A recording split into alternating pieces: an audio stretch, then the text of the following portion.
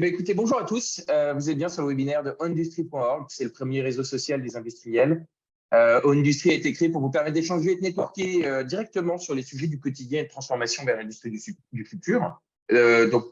Toujours, c'est le moment un peu publicitaire de la plateforme. Vous trouverez sur la plateforme à la fois vos pairs, des actualités sur les sujets de l'industrie 4.0, des formations gratuites et surtout des webinaires avec des grands patrons de l'industrie comme aujourd'hui. Moi, je suis Jean-Philippe Lorinquer. Je suis en charge de cette belle communauté avec Ashok, qui est l'homme de l'ombre, qui est bien connu de tous les membres du réseau.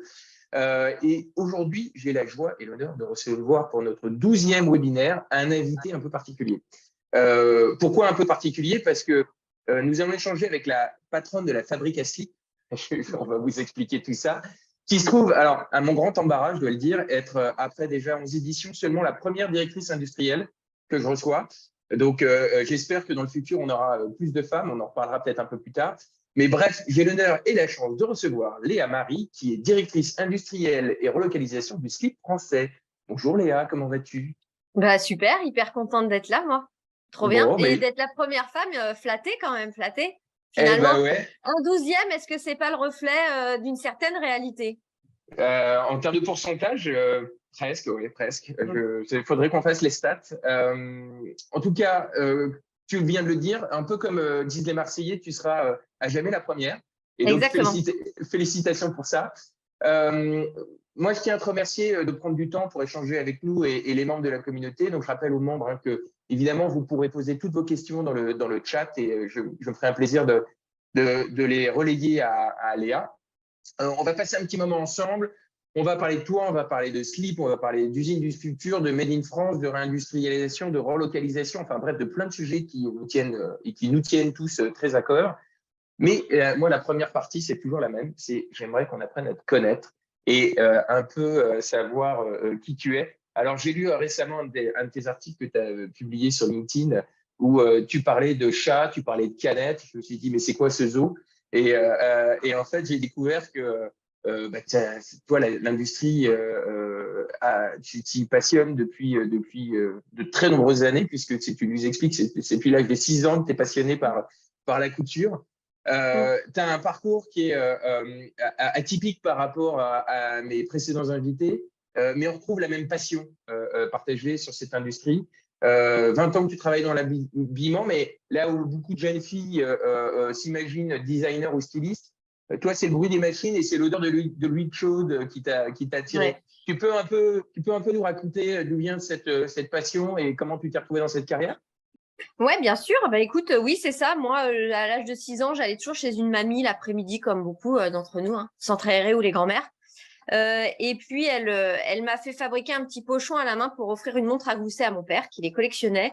Et j'ai adoré. Donc, effectivement, le chat, elle me dit de passer le fil dans le chat de l'aiguille. Le chat de l'aiguille, c'est le trou. On passe le fil et je cherche le chat. J'ai 6 ans. Je me dis, OK, ça va être compliqué. Et je découvre tout ça, tous ces objets sur la table. C'est super joli.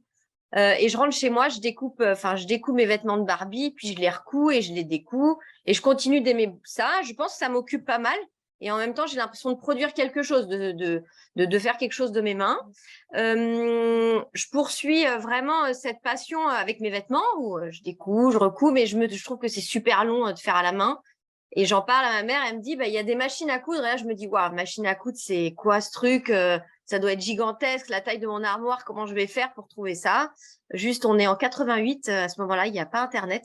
Donc, pas de tuto sur ce que c'est qu'une machine à coudre, hein. Et quand on regarde dans les encyclopédies, on voit des trucs un peu bizarres. Donc, je me dis, ah, ça va être dur. Et finalement, lors d'une brocante, j'ai mon père qui me trouve une machine à coudre pour 50 francs.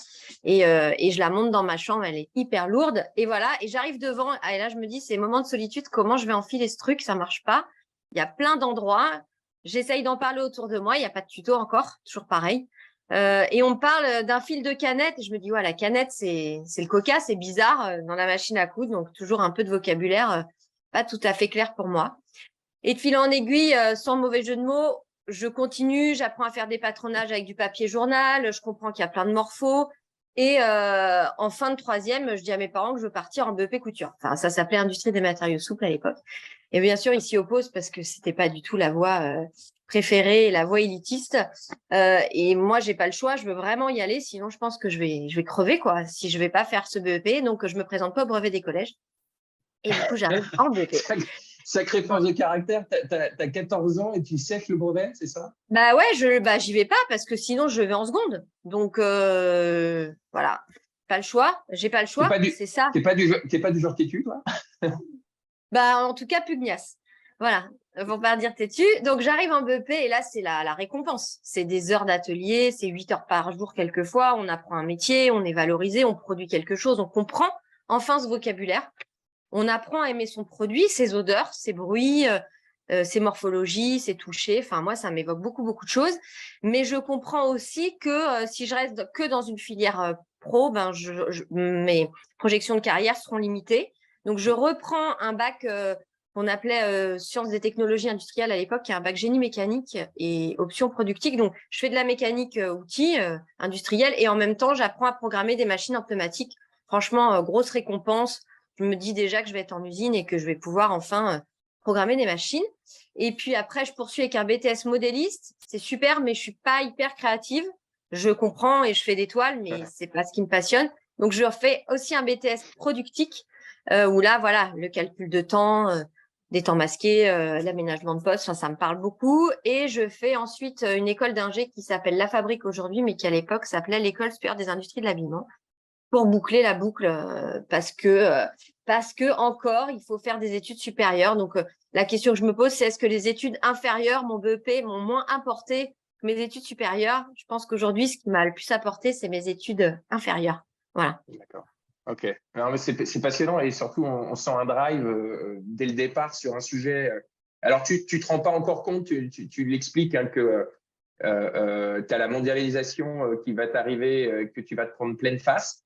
Ouais, c'est ça, c'est Parce que que c'est cata, quoi. Moi, j'arrive en 2000 sur le marché de l'emploi, je suis remontée à bloc, je me sens hyper opérationnelle, de bien connaître du début à la fin toute la chaîne de valeur de la fabrication d'un vêtement.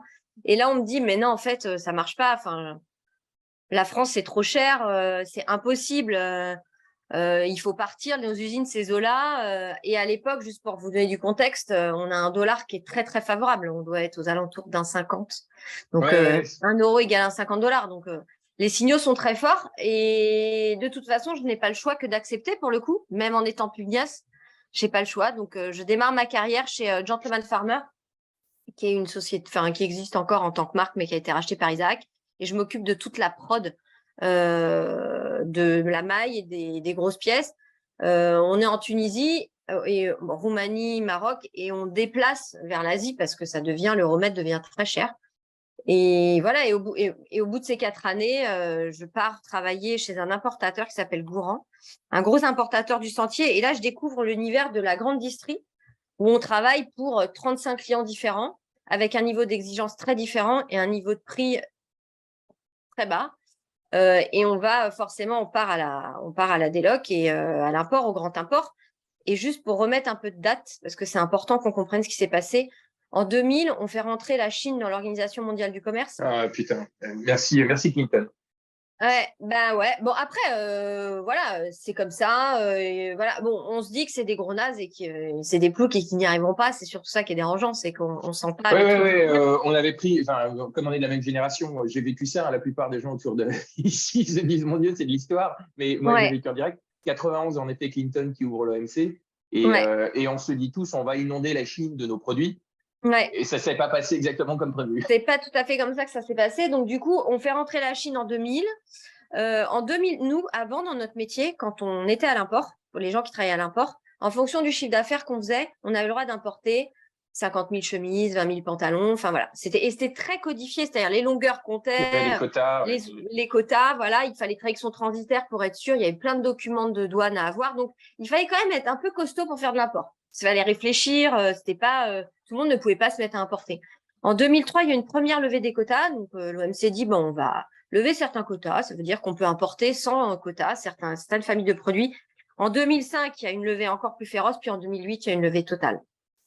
Et brutalement, mais vraiment très brutalement, tout le monde part à l'import. En 2008, en juillet 2008, le dollar, il est à 1,60. Donc, vous prenez 60 points facile comme ça, sans trop réfléchir, sans faire d'efforts. Et toujours pas le même message. L'industrie, c'est pas chez nous, quoi. Nous, on fait des centres commerciaux, mais pas d'industrie. Donc voilà, donc je me retrouve dans cette période au niveau de la grande distrie. Et bien sûr que je travaille énormément et on trouve plein de solutions parce qu'effectivement, le terrain de jeu en Asie, il est super. Tout est possible. Tout est possible. Ouais, c'était l'époque de Serge Turuc, qui était le patron d'Alcatel, qui expliquait que la France allait devenir un pays d'IP, enfin de propriété intellectuelle, sans usine, un peu comme ce qu'a réussi à faire Apple, hein, d'ailleurs, où ils produisent pas du tout. Alors, ils ont un problème en ce moment, mais peu importe. Et du coup, bah, on a pu voir notre PIB industriel s'effondrer facilement, notamment avec des idées à la con comme ça. Merci Serge, si tu nous regardes, on s'appelle quand tu veux. Bref, mais au final, là aujourd'hui, tu es une partie de la solution. Est-ce que comment tu vis le fait de par tes actions, par ton travail, de voir tout un écosystème s'effondrer alors que toi, tu rêvais de travailler dans cet écosystème? Tu t'en rends compte sur le moment, tu t'en Je rends m'en pas rends compte? vraiment compte. Ah non, mais je m'en rends compte. C'est quotidiennement, c'est-à-dire que tu le sais, mais tu n'as pas le choix.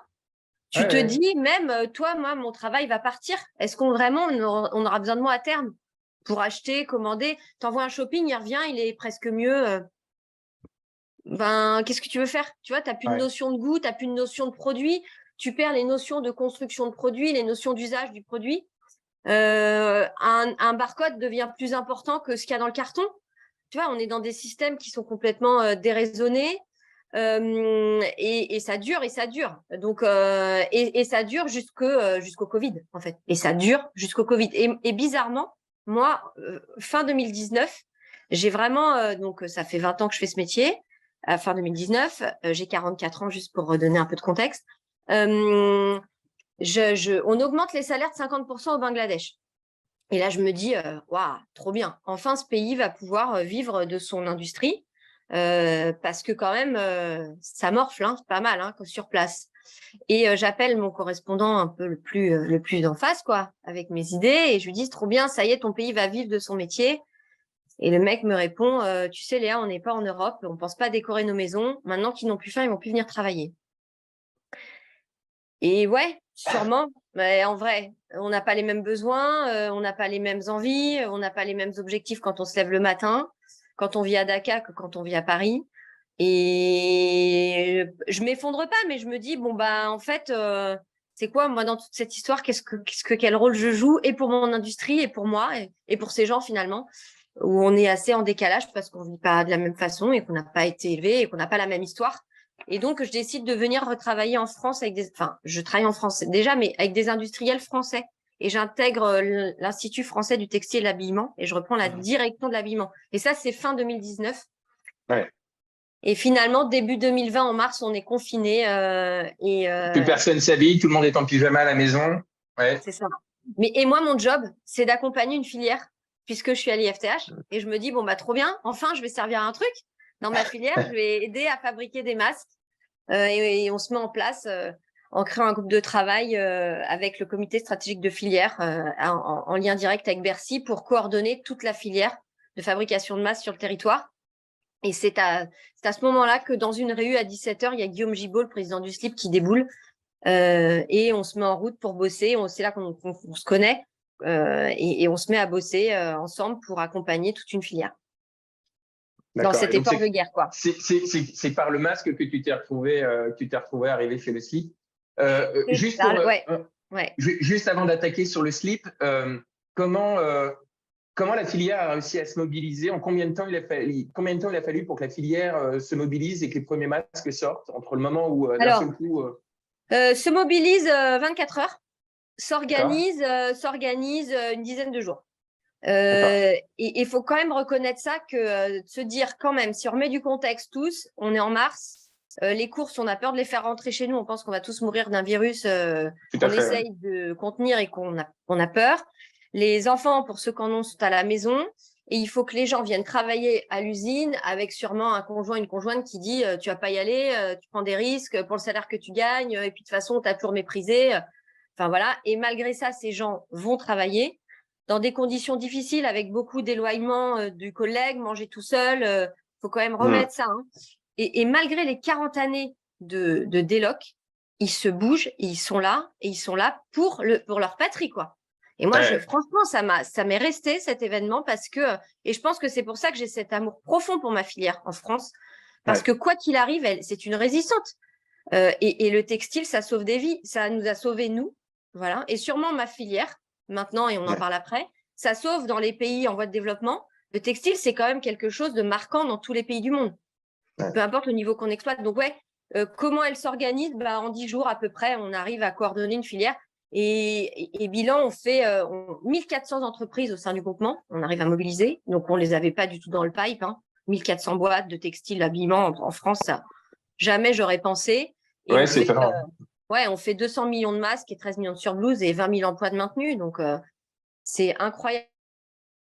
Ouais, non, c'est clair que pour une filière qu'on pensait morte ou éventrée ou limitée juste à l'ultra-luxe, d'un seul coup, de voir une telle mobilisation, une telle réactivité.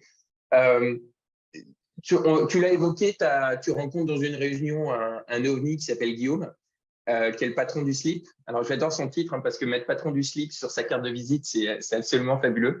Et ça dénote un certain humour. Tu peux nous raconter un peu là ce qui a pris à Guillaume de se dire tiens, moi qui ai fait des études très supérieures, très élitistes pour le coup, je vais me lancer à fabriquer des slips en France.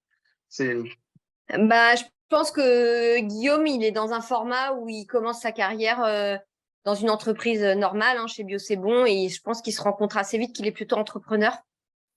Et il se dit, je vais faire un produit qui se vend bien, qu'on échange assez peu et que je peux vendre sur Internet. Et il se lance à fabriquer 600 slips dans un atelier en Dordogne. Voilà, donc je crois qu'il y a 3 commercialisables parce qu'ils ne sont pas hyper quali et ça ne marche pas vraiment. Et je crois qu'il est quelques jours sur Internet. Donc, Guillaume, il cherche un produit qui fait localement, qui se vend vite et bien, sans retour. Voilà, au départ. D'accord. Ouais. Et donc, il pense au slip. C'était le slip ou la chaussette, donc, il pense au slip. C'est ça. Enfin, on fait beaucoup de slips et beaucoup de chaussettes, ouais. Mais oui, c'est ça. maintenant, c'est de se mais dire, à l'origine… Et puis le gimmick, je pense que le slip, c'est marrant. Ouais, tu vois, t'enchaînes, tiens, je rentre au slip. Non, attends, voilà, le patron du slip, ça reste, quoi. C'est quelque chose qui dans nos échanges, et vous voyez tous les jeux de mots qu'on fait, je pense que ça fait partie de la culture de boîte. Ah ouais, tout à l'heure, on parlait j'évoquais la fabrique à slip, dont tu es la patronne. Alors, tu peux nous parler un peu justement comment on produit des slips en France aujourd'hui, des slips et même votre gamme de manière générale? C'est ça. Donc, moi, je suis au slip depuis janvier 21. J'ai quitté l'IFTH, du coup, après cette aventure avec Guillaume, qui m'a demandé de rentrer et de reprendre la direction de prod du slip. Comment ça marche? Écoute, dans les catégories majeures, nous, on est vraiment des vendeurs de sous-vêtements et principalement de sous-vêtements, slip boxer. On fait à peu près 100 000 pièces par an, entre 600 et 800 000, tout sur le territoire. Et quand on dit tout, ça veut dire de la matière première, donc tissage, tricotage, élastique, confection, cartonnette, griffe, tout ce qu'on… Alors, quand on fait pas, quand il n'y a pas en France, on fait pas. Ou alors, on se dit que c'est chiant et on le fait revenir. Donc, et ça, c'est des projets un peu plus strates. Donc, comment ça marche? Pour qu'un slip puisse être fait en France, on essaye de le décortiquer, de le comprendre. Et c'est ce que j'ai fait, tu vois, dans ma première partie d'études, de comprendre son produit, de comprendre son usage, de comprendre les points d'attention sur là où il y aura du frottement et que ce soit pas gênant au porté, là il y aura du frottement et qu'il y a un risque d'usure, et comment on vient éviter ça pour que les hommes soient le mieux possible dans nos slips et nos boxers. Et en même temps, qu'en durée de vie, on fasse la diff avec un slip qu'on va acheter 9 balles, VS 35, pour pouvoir faire la différence sur le marché et raconter une vraie histoire de reloc et pas une histoire de push reloc, histoire de dire que c'est pas cher. Donc, une fois que tu as bien inventorié ça, tu écris avec ton parc machine existant et pas avec tes envies. Et c'est là où on fait la diff en France, je pense, en fabricant en France. Si on prend un slip dans le commerce et qu'on se dit je veux le même en France, ça marchera pas économiquement. Par contre, si on prend un produit qui nous plaît et qu'on écrit avec notre outil, on va gagner en dextérité de fabrication, en temps. Comme on achète du temps, et que notre SMIC est à 1 600 €, et c'est une bonne nouvelle qu'il soit à 1 600 €, surtout ne change rien, et bien derrière, on vient gagner en prix de revient. D'accord. Ouais. Donc, tu fais du reverse engineering, en fait. Exactement. Ouais, moi, j'ai un besoin, j'ai une contrainte de prix qui est très forte, parce qu'au-delà de ce prix-là, je vais avoir du mal à les sortir. D'accord. Et en même temps, il faut que je marge à minima pour pouvoir être rentable, parce que sinon, ça ne marche pas. Et il y a donc c'est ce qu'on appelle le design to cost. Tu m'arrêtes si je dis une bêtise. Ouais. Et au final, quelles sont les astuces que vous avez mises alors, sans dévoiler de secrets particuliers, mais est-ce qu'il y a des astuces particulières ou des trucs que vous avez craqués qui vous ont permis comme ça de sortir soit d'un point de vue marketing, soit d'un point de vue production, des choses qui fait que le slip est devenu le slip? Alors, je pense qu'il y a deux histoires au slip. Il y a une première histoire de start-up et de croissance, et le slip qui subit sa croissance et qui cherche des capacités de prod en permanence et qui court après la prod.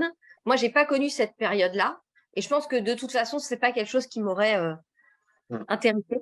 Moi, j'arrive pour écrire la nouvelle histoire du slip, la PME, et la stabiliser et faire que du coup le slip et son écosystème perdurent. On est 125 salariés et on a 400 emplois indirects. Donc, quand le slip va pas, c'est un écosystème qui va mal. Ouais, voilà. Donc, ouais, comment on fait? La première des choses, c'est l'humain.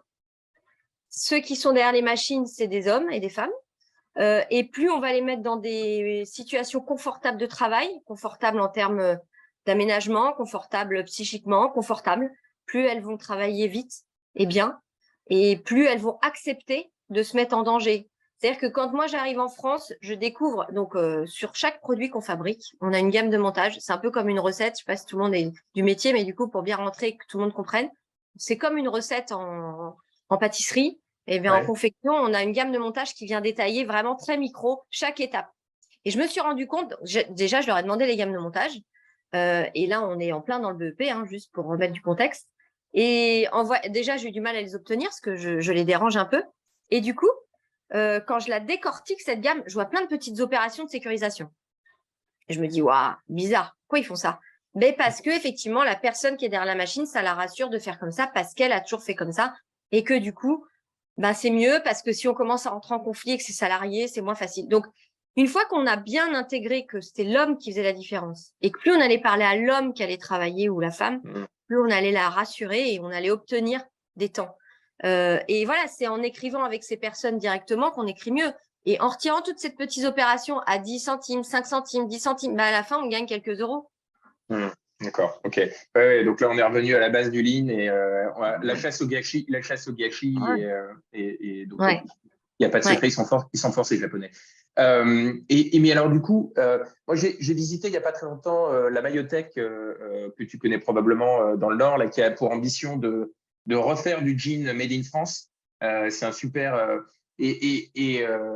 alors, ils en sont au début de l'automatisation, mais tu vois, bon, ils sont équipés avec des Electra sur la découpe, ce genre de choses. Vous, en termes de mécanisation, de robotisation, d'automatisation, de plein de mots en sion, c'est quelque chose vers lequel vous allez aller très, très fort ou vous ne pouvez pas? Moi, là, sur ces sujets, j'ai un avis assez tranché. Si on avait su automatiser la fabrication de textiles, je pense que même la Chine l'aurait fait. Avec une prise en compte de l'humain qui est niveau zéro, puisque en Asie, la matière première coûte plus cher que la confection. Donc, on va être clair, il y a un déséquilibre total, et ne parlons pas du Bangladesh, de la Birmanie, du Pakistan. Donc, s'ils avaient pu le faire, ils l'auraient fait. Parce que de toute façon, la prise en compte de l'humain, elle est pas. Ils l'ont pas fait. Il faut quand même aussi regarder ce qui se passe à l'inter et se dire qu'il y a des gens très forts en industrie à l'inter et que nous, on sait plus bien faire notre industrie et qu'on est en train de réapprendre. Donc, si la réindustrialisation de la France, c'est l'automatisation, moi, je ne suis pas la bonne personne pour réindustrialiser mon pays, parce que ce qui compte avant tout, et dans ma réponse d'avant, je te dis ce qui compte avant tout, c'est les gens qu'on va mettre derrière les machines, et les hommes et les femmes. Donc, il faut trouver le bon équilibre. Évidemment, si on veut retrouver un jean qui rentre dans des coûts standards, habituels de consommation, il y aura des phases d'industrialisation, mais on les connaît, on sait les faire depuis 30 ans. et c'est pas nouveau. Juste, on les a plus chez nous. Il faut juste les faire revenir et réapprendre aux gens à travailler avec. Peut-être que la vraie question, c'est de se dire, ça dérange personne d'acheter son Levi's à 150 €.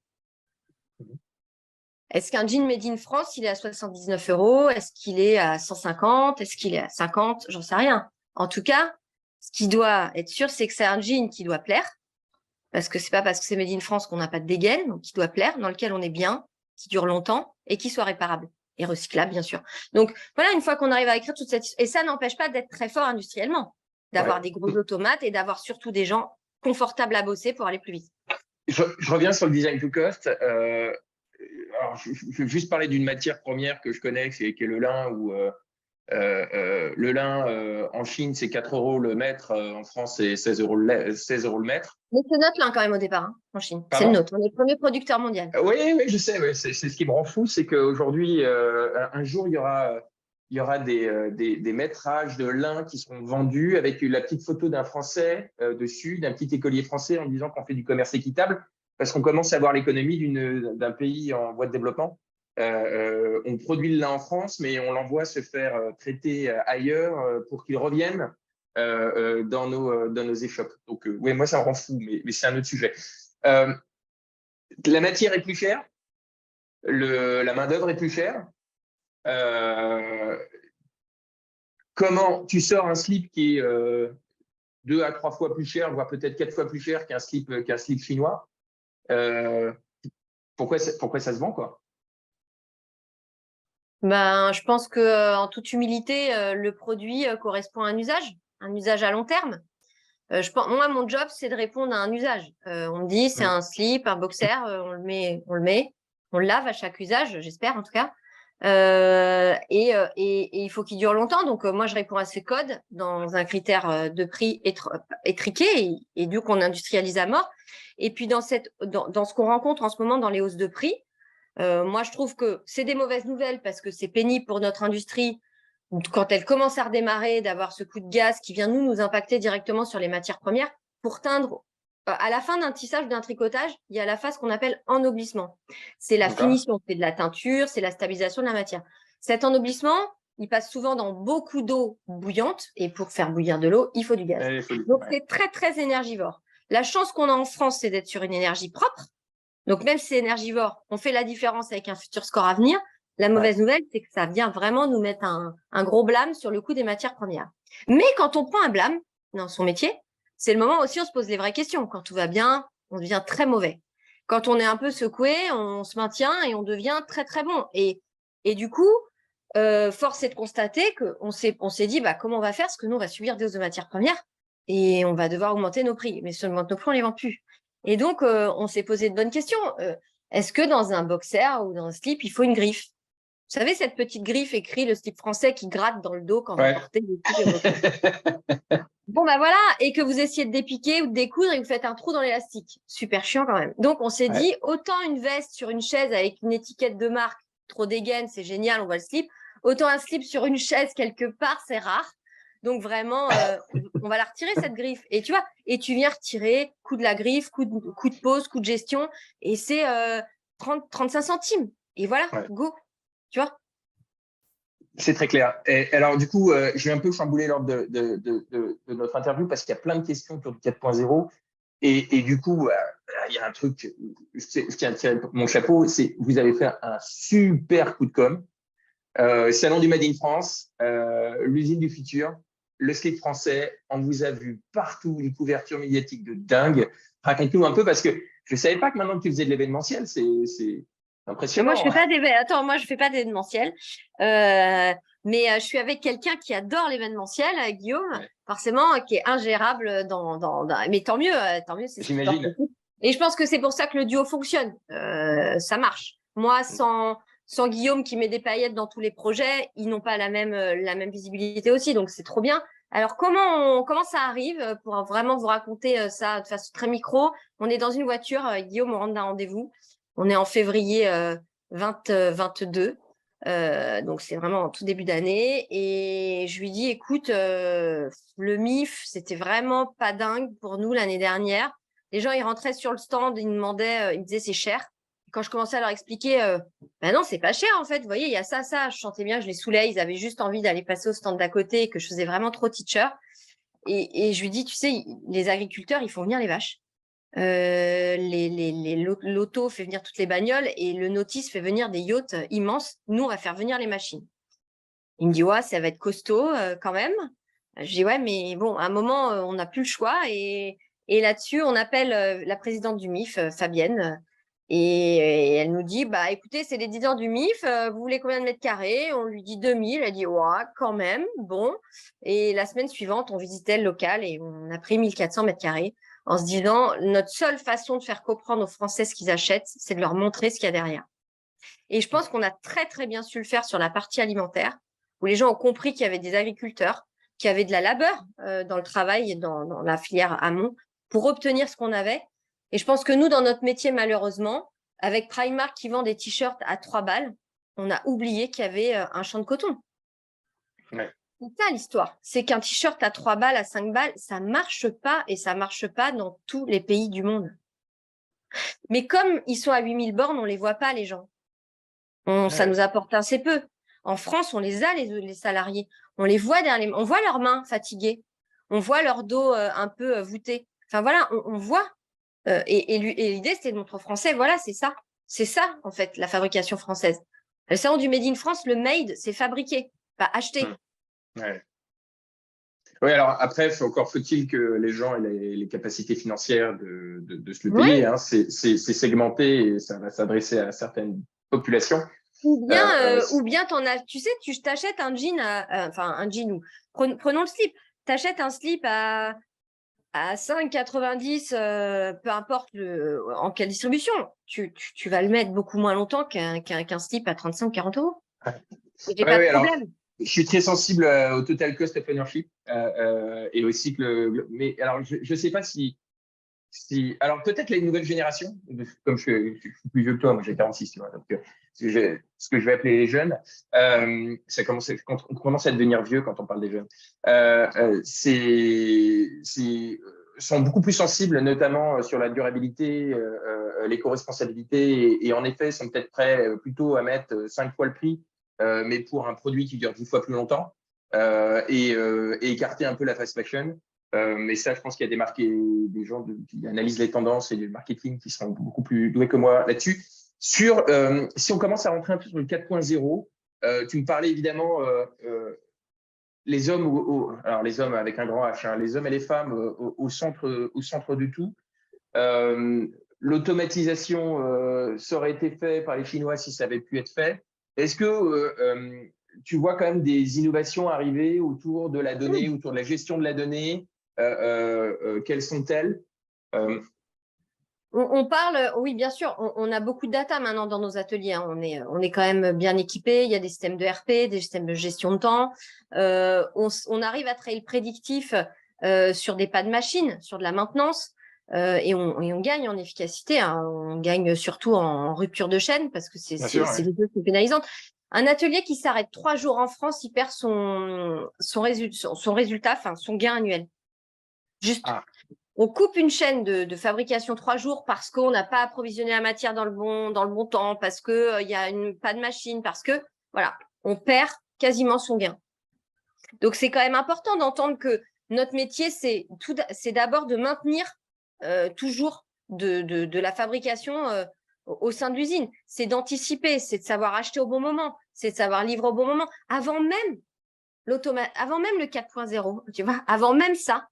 Il y a tout un travail d'achat, de gestion de charges et de gestion de la bonne fourniture au bon moment pour l'atelier, qu'il n'y ait pas de défaut qualité, que ce soit bien approvisionné pour qu'on ne perde pas l'ordre de fabrication et l'organisation de l'atelier. Et une fois que ça roule et que c'est bien maîtrisé, donc ça veut dire que toute la chaîne de valeur doit bien se mettre en place pour travailler au sein de l'industrie en France, hein, parce qu'on ne peut pas arrêter un atelier, sinon la perte, elle est nette. Effectivement, on peut adapter un outil 4.0 et moi j'ai accompagné le projet InnofaMode à l'IFTH qui est l'usine du futur avec différents pilotes dans le Choletais où on est venu accompagner de CAO 3D, de détection des défauts sur le tissu avec une caméra pour informer l'outil de coupe et que du coup, on ne coupe pas les parties endommagées, de mettre des cobots pour aider les gens sur des gestes répétitifs et moins les abîmer, parce que les troubles musculo-squelettiques, c'est un vrai sujet dans nos métiers. Bien sûr. Donc voilà, je pense qu'il y a l'humain et comment on va maintenir son outil, et l'outil, c'est d'abord l'humain. Voilà, maintenir son outil, c'est l'humain. Et la maintenance de l'humain, c'est quoi? C'est un peu glauque de le dire comme ça, mais c'est comment on prend soin de lui dans Ouais. toute l'ergonomie, avec les Comment tu cobots. fais de la maintenance préventive? Mais oui, mais bien sûr. Bien sûr. Vous savez, Ouais, ouais. pendant le Covid, il faut que je vous dise ça. Pendant le Covid, les gens venaient travailler, je vous ai dit, contexte très, très anxiogène. Et en fait, ils se sont plaints en disant, ouais, c'est dur, enfin, on n'a pas le moral. En plus, le midi, c'était coupé tout le monde. Et donc, il y a eu dans certains ateliers des petits moments de méditation le matin avant de prendre le travail. Et puis après, la pause du repas le midi. Et le rendement a été augmenté de 12%. D'accord. Donc, bien sûr que l'humain, c'est lui la clé, c'est lui. L'outil, un outil performant avec un humain derrière qui marche pas, ça marche pas. Je pense que c'est la bonne association des deux qui fonctionne. Et pour avoir été beaucoup en usine, si l'humain a envie de ralentir la chaîne, même avec les meilleures machines, il la ralentira.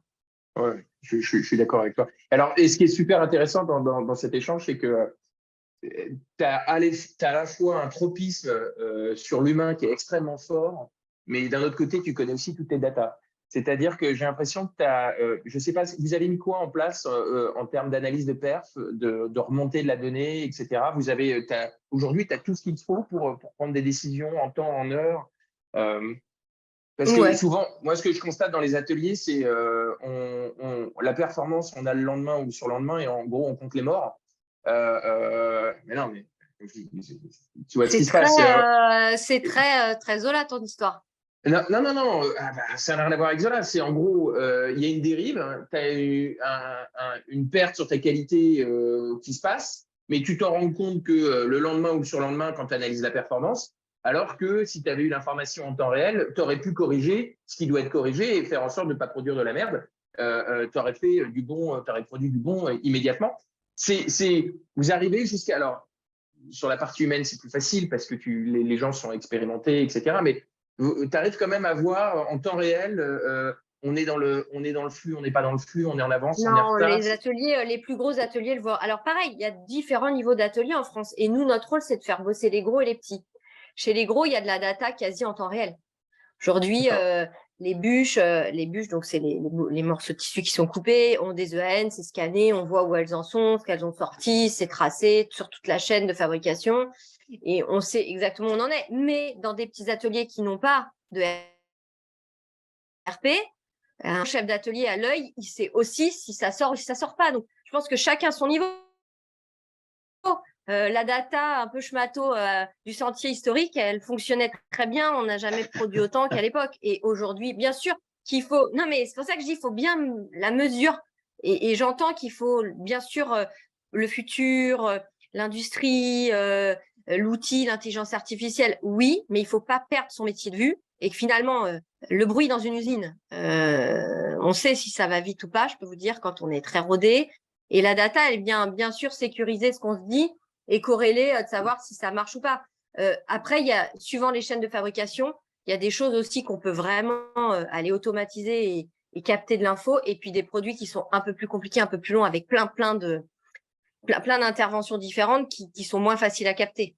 Ça me fait penser à ces chefs cuisiniers 3 étoiles qui sont capables de connaître la température du beurre dans la poêle à Eh l'oreille. oui, mais bien, les usines en France, elles font pas le même bruit que celles en Chine. Enfin, c'est pas les mêmes, tu vois. C'est super intéressant. Comment on parle beaucoup d'humain depuis le début. Tu le disais toi-même, donc toi, tu étais une passionnée, tu t'es lancé là-dedans à corps perdu à un moment où le marché t'a mis une énorme claque. Comment aujourd'hui tu attires, comment tu vas attirer les jeunes à faire ces métiers qui ont été décriés pendant 40 ans, où on leur disait si tu fais ça, bah, tu vas finir chômeur. Comment vous faites? Bah, c'est dur, hyper dur. On fait l'usine du futur, Paris Porte de Versailles, pour leur montrer que c'est un super boulot, c'est un super métier et que finalement, quand tu arrives sur le marché du travail et que tu as envie d'être dans un métier, ou même que tu n'as pas de métier, je dirais, tu vois, ou que tu es en reconversion, ou que tu sais pas, tu gagnes de l'argent en passant du temps à fabriquer des produits. Et en fin de journée, tu vois ce qui s'est passé, tu vois ce que tu as produit, où tu te retrouves à vendre des assurances pour le même salaire et te faire accrochonner toute la journée. Ben, tu vois, après, je sais pas si. Moi, j'ai l'impression, quand on est dans une industrie, quand on est dans une usine, on sait où on est, quoi. On sait ce qu'on fabrique, on sait ce qu'on fait, c'est très factuel. Et en plus, on comprend, on peut même comprendre. Aujourd'hui, les salariés passent de différents outils à un autre. C'est plus les mêmes tâches toute la journée, puisqu'elles s'usent. la polyvalence, on travaille Ouais, beaucoup sur la polyvalence. exactement. Donc, je pense qu'on va réussir à leur expliquer ce qu'on fait, parce que quand on parle textile, les gens, ils voient soit sentier, soit styliste, enfin, un espèce de truc bizarre, ou alors le luxe. Donc, je pense qu'il va falloir réexpliquer aux jeunes ce qu'est notre métier, réexpliquer aux parents des jeunes, aux parents surtout. C'est les parents qu'il faut éduquer. Parce que moi, je crois que les gamins, profondément, peut-être que quand ils ont envie de faire plombier, eh ben, qu'ils y aillent. Mais c'est derrière, est-ce que les parents vont accepter que leurs enfants partent dans des métiers pro et on ne reconstruira pas notre industrie sans faire ça. Moi, je pense que les problèmes dans lesquels on est confronté dans le textile sont les mêmes problèmes de tous les problèmes de l'industrie au sens large. Et qu'aujourd'hui, il y a du chauffage dans les usines, on se parle, on lève plus le doigt pour aller faire pipi et que les conditions sont extrêmement agréables et voire même sympas. Oui. Moi, je vois beaucoup de sourires dans la plupart des ateliers où je vais, quels qu'ils soient. Les gens se disent bonjour. Ouais, je dis ça parce qu'à l'origine, le début de ma carrière, moi, c'était dans le tertiaire à Paris et du côté de la Défense. Et tu croises des gens dans les couloirs et ils ont pas le sourire et ils disent pas bonjour. Donc, Mais c'est non. pour ça, moi, ça me surprend toujours, hein, mais je suis hyper content. Il y a une question d'Alex qui demande à quel point vous avez une vision sur vos productions et développement produit. À quel point alors on fait vraiment, on peut aller du très très micro jusqu'au macro très micro. Développement, juste pour remettre un peu de contexte, l'équipe du slip qui s'occupe, enfin mon équipe en tout cas, on part d'un dessin que nous impulse le style et nous Ouais. on fait en sorte que ce dessin devienne complètement réel en ayant des contraintes fortes de prix, vous l'avez compris, d'industrialisation produit, et qu'en fait, il soit pas complètement décorrélé de ce qu'elle attend. Donc, moi, je pense qu'un bon produit, c'est un bon équilibre entre le style, l'industrialisation et la faisabilité. Voilà. Il peut être super beau, mais infaisable. Il peut être super beau, faisable, mais le prix l'explose. Ou il peut être que super beau. Enfin, voilà. Donc, ou alors, il est faisable, mais il est très, très moche. Donc, moi, je pense que l'équilibre des trois, ça marche et que dès l'amont, on doit prendre en considération ce qu'on veut, quel usage on veut de ce produit et quelle fin de vie. Et une fois qu'on a répondu à ça, on se met en route pour le développement. Donc, il y a une équipe de chefs de produits qui développe avec nos ateliers en s'adaptant à l'outil, j'insiste, tout le temps, en comprenant leurs contraintes. Et du coup, ça donne envie aussi aux gens de bosser avec nous, je pense. Pas seulement parce qu'on est slip français, mais parce que on parle industrie, on parle le même vocabulaire, on est au niveau des gens avec qui on bosse. Et puis après, la phase prod, il y a des ateliers avec qui on a des échanges quasiment tous les jours, et puis d'autres une fois par semaine. Mais au slip, on a l'habitude de faire des visios avec nos fabricants tous ensemble. 2 fois par an, on fait des visios, ils sont tous ensemble. Et on leur parle strat, on leur parle résultats, on leur parle de nos envies et de la suite. D'accord. Et alors, tu parlais de la fin de vie, ce qui amène le sujet suivant. On va pas parler 4.0, on va parler 5.0, on va parler circularité. C'est quelque chose aujourd'hui que vous avez déjà, dont vous tenez déjà tenu compte dans votre système de production. Ah oui, oui. Ah bah oui, oui, bien sûr. Ah bah non, mais on en tient compte. On pense fin de vie avant même de se dire, OK, on poursuit. Et on a des C'est gros quoi la fin sujets de de vie d'un R&D slip? en cours. C'est Mais oui, quoi la parce fin de vie que, d'un slip? tu vois, on arrive à 2 ans de R&D sur un projet qui est Mon Coton pour faire des slips avec des slips. Donc, mais dans un slip, nous, majoritairement, c'est coton élastane. Ouais. Et puis, il y a une ceinture en élastique. Donc, il faut déjà séparer les deux. Et puis, une fois que tu as séparé les deux, il faut que tu arrives à retraiter ton élastane. En cyclage, c'est vraiment un peu chiant. Donc, on arrive à 2 ans de R&D et on arrive, et vous allez voir à la rentrée 2023, le slip complètement recyclé qui arrive sur le marché. C'est super. Ça a été vraiment titanesque à réussir à faire et on a des partenaires qui nous ont bien aidés. Le Mailleux 1083 qui nous ont bien aidés à travailler avec nous, à remettre au point ce fil. Bien sûr, on pense fin de vie. Et peut-être même, on s'interdira. aujourd'hui. Je crois qu'on est tellement avancé, parce aujourd'hui, on est une entreprise à mission, le slip français, depuis 2020. Et notre mission, c'est de réinventer avec panache l'industrie textile française. Et une fois que l'entreprise à mission s'est lancée, on a décidé de passer le label Bicorp et on est labellisé Bicorp.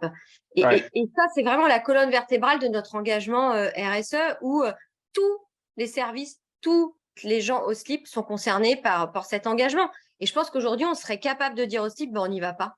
Parce qu'on ne sait pas ce qu'on en fera à la fin ou on va mal gérer la suite, quoi. D'accord. Donc, il y a un gain financier aujourd'hui où ça coûte plus cher de faire du recyclé à travers le traitement, tous les traitements dont tu parlais. Ça coûte plus cher. Ça coûte plus cher, hein? Ouais. Plus cher. Mais surtout, moi, j'aimerais juste attirer l'attention sur le recyclé, c'est vraiment quand il n'y a plus le choix. Quand on a déjà réparé. Il y avait une question tout à l'heure, on n'a pas rebondi. C'est quoi la durée de vie d'un slip français? Je pense à peu près 2 ans pour quelque chose que vous mettez tous les jours. Faut le changer quand même. Hein. Mais on change. Aujourd'hui, on a mis en place la réparation et on répare. On répare les trous, on change les élastiques si besoin. Et ça, c'est mis en place dans nos Ça se passe comment? C'est dans les boutiques. Moi, aujourd'hui, j'ai mon slip français, je le ramène en boutique et on est capable, si c'est pas trop déchiré, je n'ai pas fait trop de bêtises avec, on est capable de me le réparer. Ouais, et gratuitement. Donc, une fois qu'il est plus réparable, on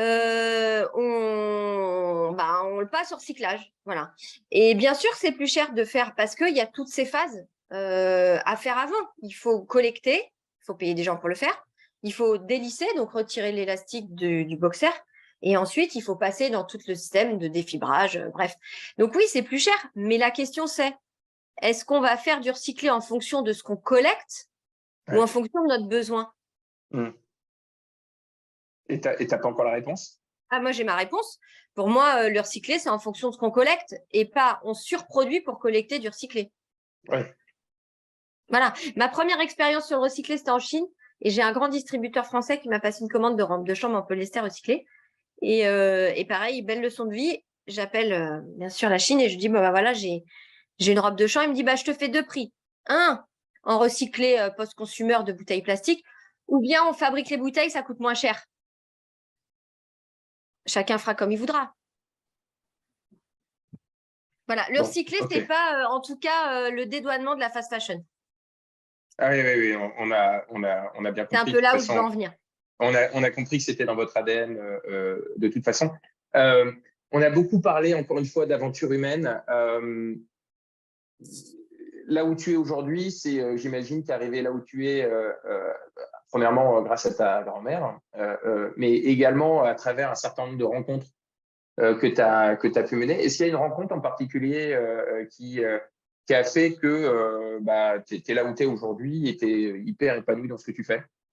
Oui, c'est Guillaume. Enfin, la rencontre en particulier qui fait que je suis là aujourd'hui, c'est Guillaume. C'est un homme que je découvre pendant les masques et qui travaille comme moi bénévolement à accompagner une filière dans un moment où il a fermé toutes ses boutiques, où pareil, il sait pas où ça va atterrir et malgré ça, il a un engagement sans retenue, sans envie pécuniaire. Enfin, c'est incroyable de se dire que ce gars, effectivement, qui a fait une formation plutôt HEC, tu l'as dit en démarrage, porte cette filière aussi fort. Et moi qui suis depuis toujours dans cette filière, mais je suis pas rentrée par la même porte, et on porte ce projet. Donc, quand il me demande de rejoindre le slip, mais ça fait énormément de sens de faire que le slip, moi, je puisse apporter, en tout cas en efficacité sur la partie rentabilité achat, pour que le slip puisse raconter une histoire plus pérenne. Enfin, oui, la rencontre, bien sûr, Guillaume. D'accord. Et toujours dans le côté aventure humaine, est-ce qu'il y a quelque chose, qu'est-ce que tu aimerais dire à un jeune là, qui s'apprête à aller vendre des assurances au téléphone toute la journée pour qu'il vienne rejoindre l'industrie je lui dis, viens kiffer, viens comprendre ce que tu fais, viens te sentir utile et viens écrire une histoire à long terme dans ton pays. D'accord. Vous vendez combien de slips par an? De slips, je dirais peut-être 300, 400 000. 400 000, 300, 400 000 slips, oui. Mais alors, et de produits au total? Écoute, on en fabrique 600 000, donc ça doit être à peu près l'équivalent. D'accord. Ouais, donc, parce qu'aujourd'hui, vous faites des slips hommes, des slips femmes, des maillots de bain, des chaussons, des charentaises. Des chaussons. Ouais, des chaussettes? chaussettes. Ouais. Bien sûr, mais nos grosses catex, c'est quand même sous-vêtements, chaussettes, pyjamas, D'accord, pantoufles. Voilà, c'est d'accord. ça, hein, ce qu'ils portent quand même. Tu le disais tout à l'heure, 400 emplois indirects, Mm. essentiellement la prod, j'imagine. Enfin, oui, oui, bien sûr. Alors, prod, attention, bien matière première, confection. N'oublie pas, hein, Oui, la pardon, tu as partie raison. amont. Vraiment, on fait travailler aussi toute la partie confection, la filière chanvre, la filière lin, la laine. On est hyper engagé dans tout ce qu'on peut faire localement. Donc, il y a une partie quand même des ateliers, c'est bien la filière amont. Puis après, la confection et la logistique, hein. N'oublions pas, dans un vêtement, il y a de la logistique, beaucoup de logistique. Ouais. Si tu tiens la répartition du prix en matière, main-d'œuvre, machine et logistique, grosse maille, c'est quoi à peu près? Écoute, comme ça, le chiffre que je peux te donner de façon très sécure, c'est qu'on est aujourd'hui, la confection coûte plus cher que la matière première. On va peut-être retrouver un 50-50 avec les hausses de matière première, mais D'accord. aujourd'hui, la confection pèse pour plus que la matière première. Parce que finalement, il n'y a Ok, pas beaucoup de matière première dans un slip, mais c'est très technique. d'accord. C'est ce que je ne m'attendais pas à avoir. Une deuxième question d'Alex. Comment tu arrives à organiser une collaboration efficace avec tes partenaires, tes usines partenaires? Parce que déjà, quand ils vous ont vu arriver il y a quelques années, ils ont dû se dire, mais c'est qui, c'est fou. En plus, on sait que par le passé, avec certaines entreprises, les relations donneur d'ordre, usine partenaire, et c'était pas toujours évident.